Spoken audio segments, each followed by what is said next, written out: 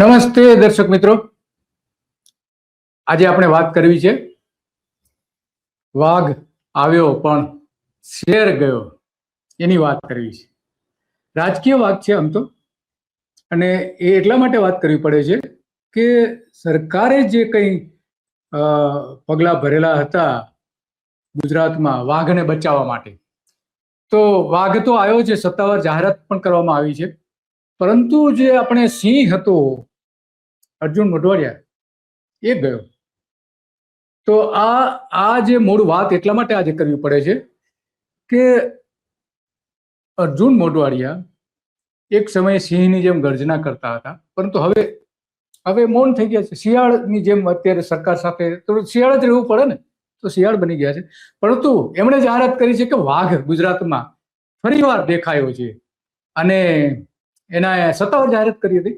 તો જોઈએ એમણે શું કહ્યું હતું અર્જુન મોઢવાડિયા. રતનમહાલ જંગલ છે, એમાં અને દાહોદના જે રતનમહાલ જંગલ છે એમાં એક વાઘ આવી અને સ્થિર થયો છે, અને હવે એ ત્યાં સેટલ થયો હોય એવા લક્ષણો અત્યારે જોવા મળી રહ્યા છે.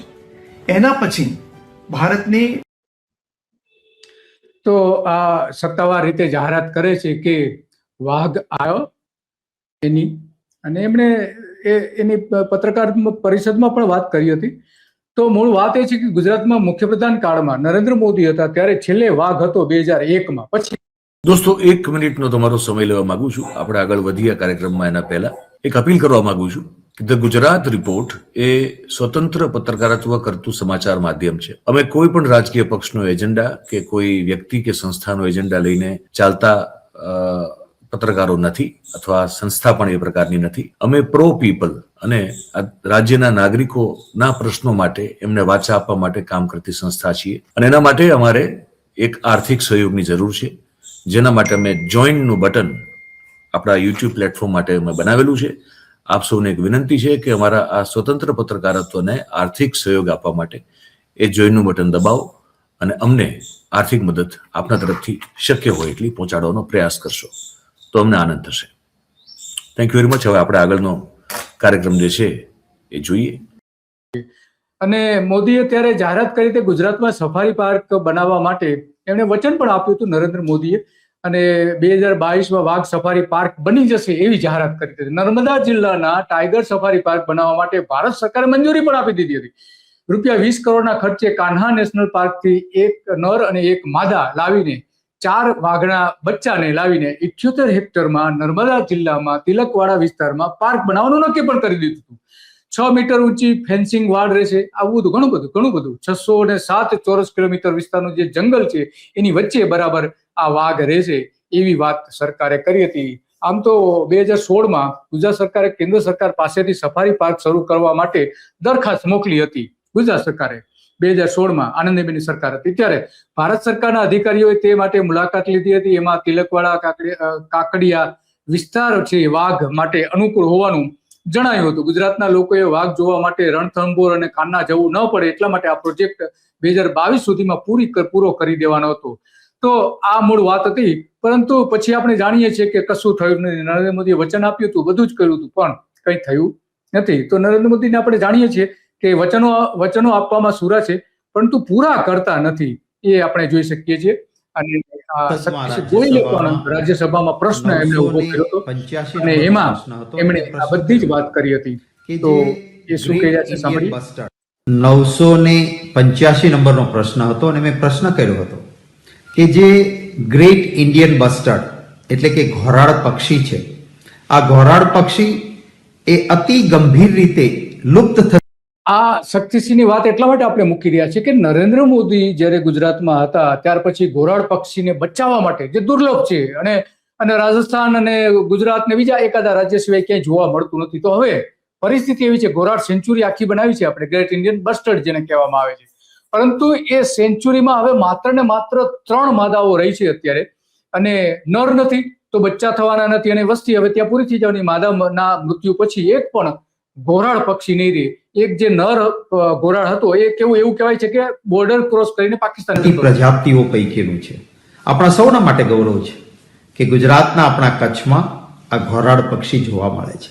અને ભૂતકાળમાં આમનું સંરક્ષણ અને સંવર્ધન થાય એટલા માટે ભૂતકાળની સરકારે કચ્છમાં ઘોરાડ અભયારણ્ય પણ ખાસ બનાવેલું છે. રાજ્ય સરકારે સ્વીકાર્યું છે કે આ પક્ષી એ અતિશય લુપ્ત થતી જાતિનું છે અને આનું સંરક્ષણ થાય એટલા માટે જ અનુસૂચિ 1માં સમાવેશ કરવામાં આવ્યો છે. અને ગુજરાતના કચ્છમાં માત્ર 4 પક્ષી, અને એ 4 પક્ષી પણ ફિમેલ એટલે કે માદા જોવા માત્ર માદા જોવા મળે છે એવું સ્પષ્ટપણે કહે છે. અને રાજ્યસભામાં આખો આ પ્રશ્ન ઉપાડવામાં આવ્યો હતો. તો આમાં સવાલ એ આવીને ઉભો રહે છે કે કેમ તો પછી ગુજરાતમાં એક પછી એક જે વન્ય પ્રજાતિઓ છે લુપ્ત થઈ રહી છે.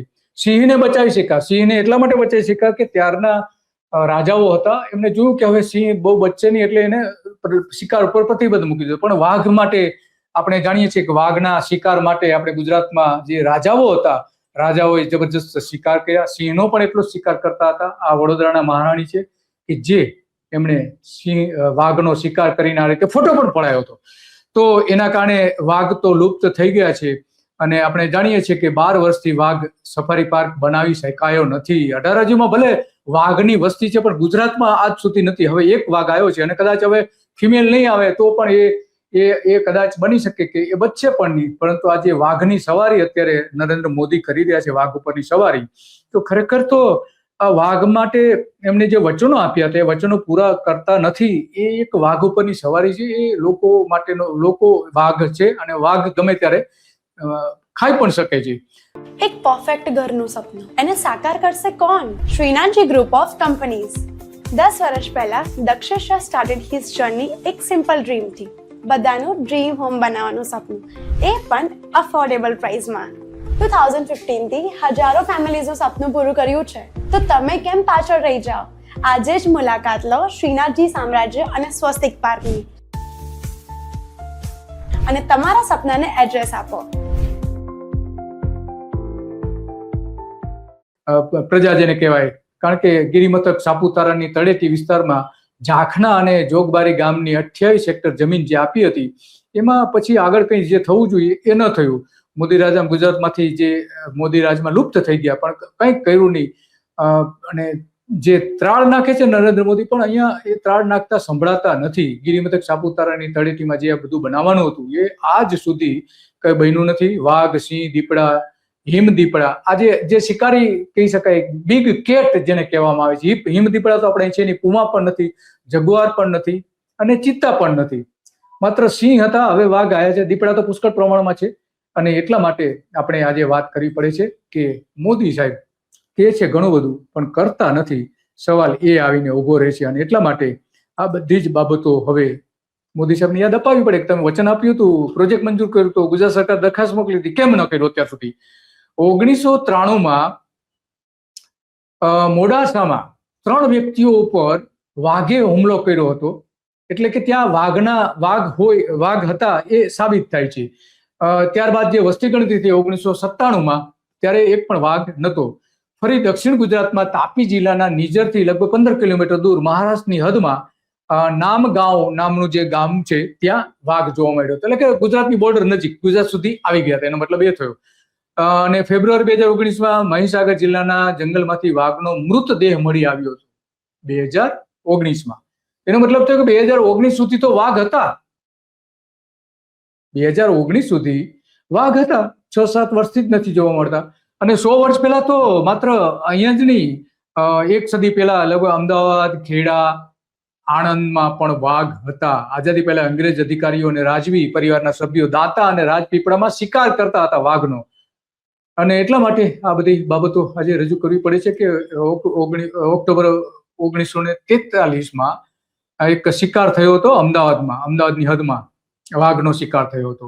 1960માં જ્યારે ગુજરાત અલગ થયું ત્યારે 50 વાઘ અસ્તિત્વ ધરાવતા હતા. જે ડાંગ, વાંસદા, ધરમપુર, કપરાડા, સોનગઢ, માંડવી અને વ્યાપાન છે, નેસુ છે, ઉકાઈ છે, દેડિયાપાડા, નેત્રંગ ઉપરાંત રતનમહાલ, વિજયનગર, દાંતા, અંબાજી અને અમીરગઢમાં આ 50 વાઘ હતા 1960 સુધી, ગુજરાત અલગ થયું ત્યારે. અને અંબાજીમાં પણ 1976માં જંગલમાં, અંબાજીના જંગલમાં વાઘ રહેતા હતા. જ્યારે 10 વર્ષ પછી કરવામાં આવેલા સર્વેમાં માત્ર 13 વાઘ ત્યારે હતા. તો આ બધી વાઘની ગણતરી છે, વાઘની વસ્તી છે. 1989માં પણ ગુજરાતમાં ડાંગમાં 9 વાઘ હતા, 1993માં પણ 5 વાઘ હતા અને 1997માં 1 વાઘ જોવા મળ્યો હતો. તો આમ ધીમે ધીમે ફરીથી આપણે 1997 પછી 2001 વાઘ લુપ્ત થઈ ગયા હતા. એટલે કે ભારતીય જનતા પાર્ટીની સરકાર આવી પછી વાઘ ગયા, વાઘની સવારી આવી પણ વાઘ ગયા. તો આ બધી વાત છે અને એટલા માટે આપણે જાણીએ છીએ કે આ બધી જ બાબતો વાઘ સફારી બનાવવા માટેની કેન્દ્ર સરકારે ભલે મોદી સરકારે જાહેરાત કરી હતી પણ એમાં કંઈ થયું નથી. અને જે આપણે ગ્રેટ ઇન્ડિયન બસ્ટર્ડ હતું એ પણ હવે લુપ્ત થવાના આરે છે. આ એ પક્ષી આપણે જોઈ શકીએ છીએ કચ્છની જે છે ગ્રેટ ઇન્ડિયન બસ્ટર્ડ સેન્ચ્યુરી જે છે એના દ્રશ્યો છે, ત્યાં રીતે આસપાસ લોકો રહે છે. અને આ બધી જ બાબતો એટલા માટે મહત્વની છે કે હવે ઘોરાડ પણ આપણે ગુમાવવું પડશે. ચિત્તા લાયા હતા જુનાગઢમાં નરેન્દ્ર મોદી, પણ એ ચિત્તા સર્વાઈવ થઈ શક્યા નથી જીવી શક્યા. તો આજે આટલું જ કાલચક્રમાં કે મોદી સાહેબે જે આપણે વાઘ સફારી બનાવવાનું વચન આપ્યું હતું 2022માં ચાલુ થઈ જવાની હતી, નથી થઈ. તો આજે આટલું અને આવી જ બાબતો ઉપર આપણે મળતા રહીશું કાલચક્રમાં.